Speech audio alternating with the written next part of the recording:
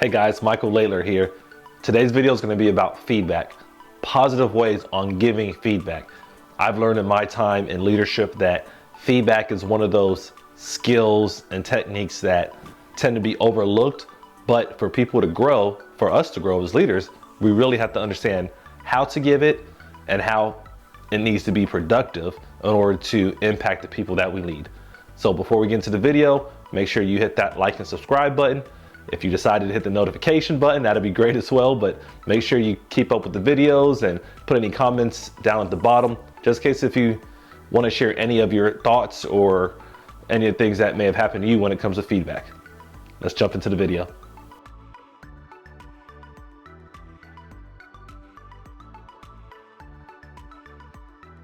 Feedback. Once again, these are one of those topics that are always difficult to actually explain. While we do it on a daily basis, we don't ever really practice it.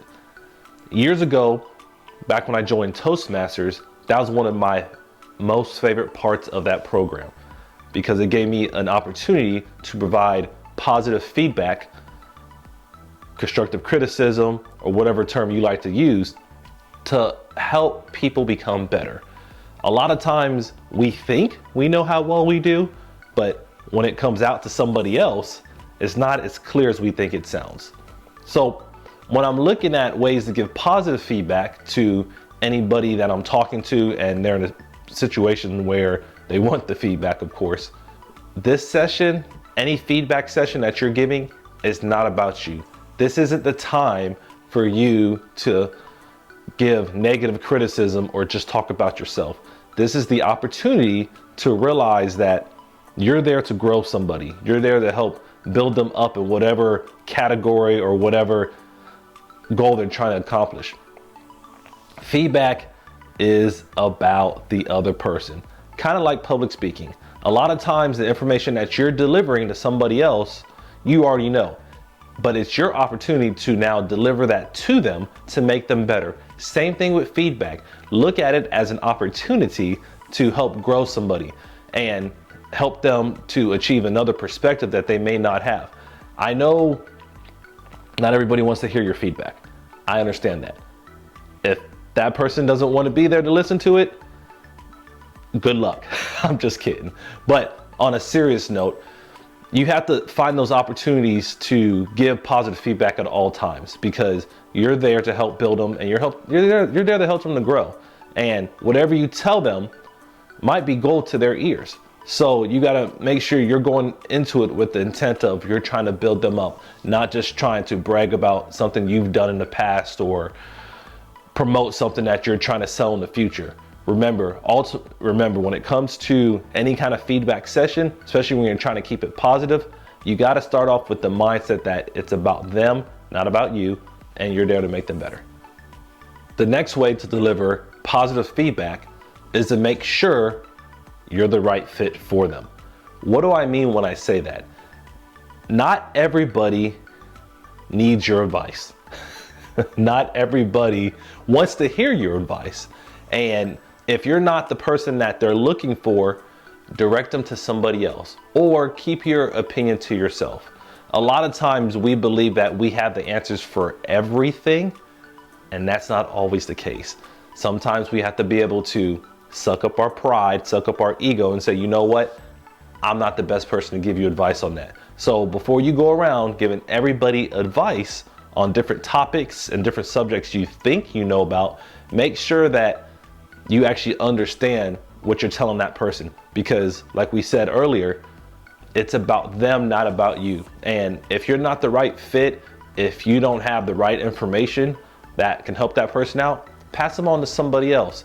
I can tell you in my life, I go to all different types of people for feedback, whether it's about my business, whether it's about family, religion, finances, whatever it is.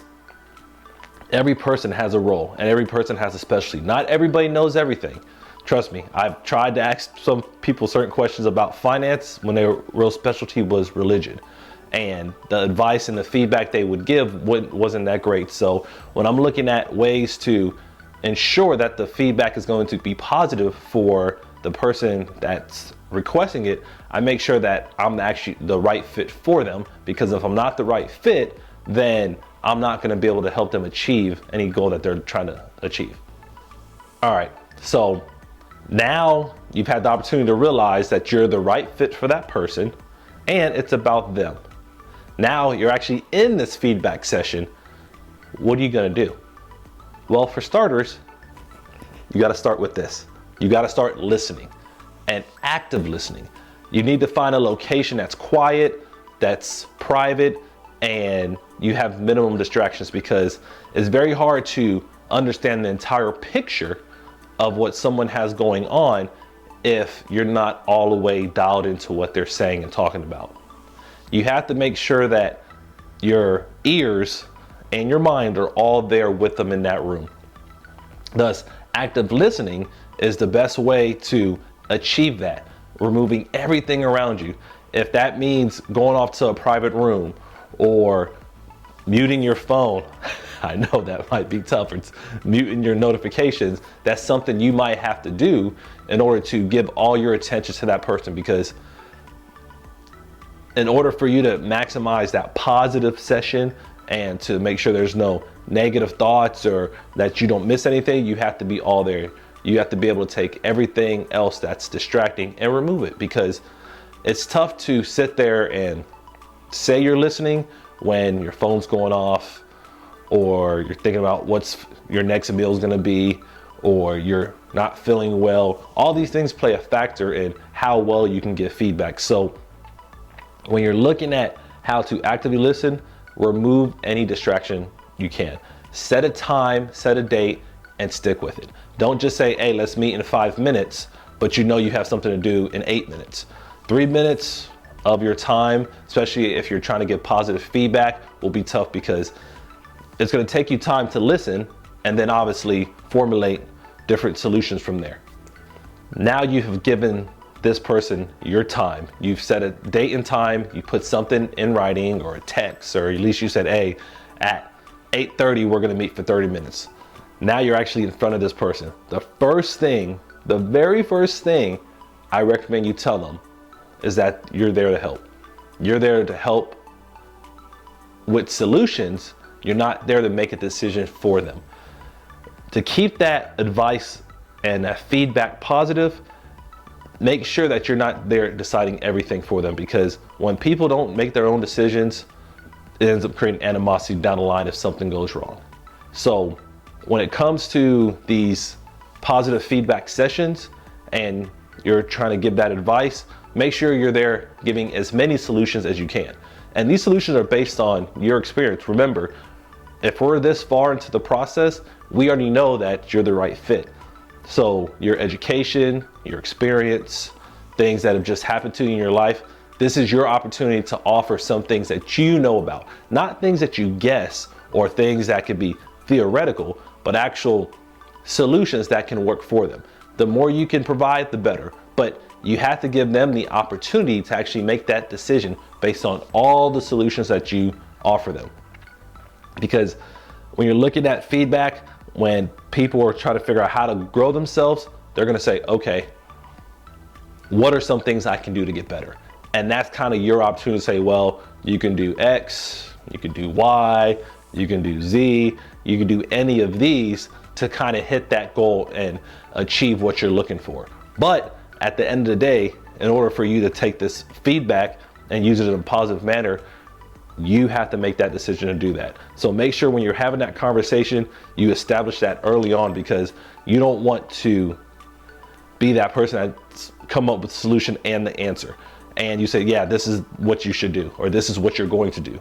Because if that person doesn't own the feedback you give them, they're not going to be able to grow from it. And remember, in order to have these positive feedback sessions, you have to ensure that you're hitting all the marks to make them better, because once again, it's about them. What's going to work for them, what's going to make them the better person after they've talked to you. All right, friends, this was a quick video on how to give positive feedback. In summary, remember, it's about them. You need to make sure it's the right fit.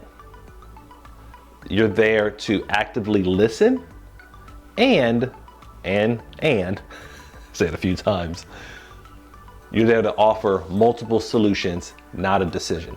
These are simple things you can start off with when it comes to positive feedback, but I want you guys to at least get your mind in the process of how do you even start that conversation? How do you start your mind in that direction? In later videos, we're gonna actually talk about the techniques you use while you're actually in the feedback session.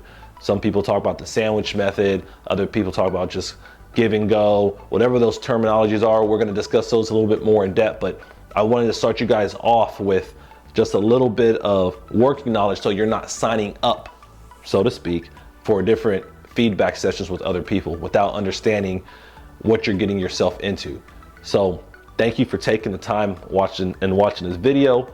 I hope you found something that will guide you in the right direction, especially when it comes to starting a feedback session.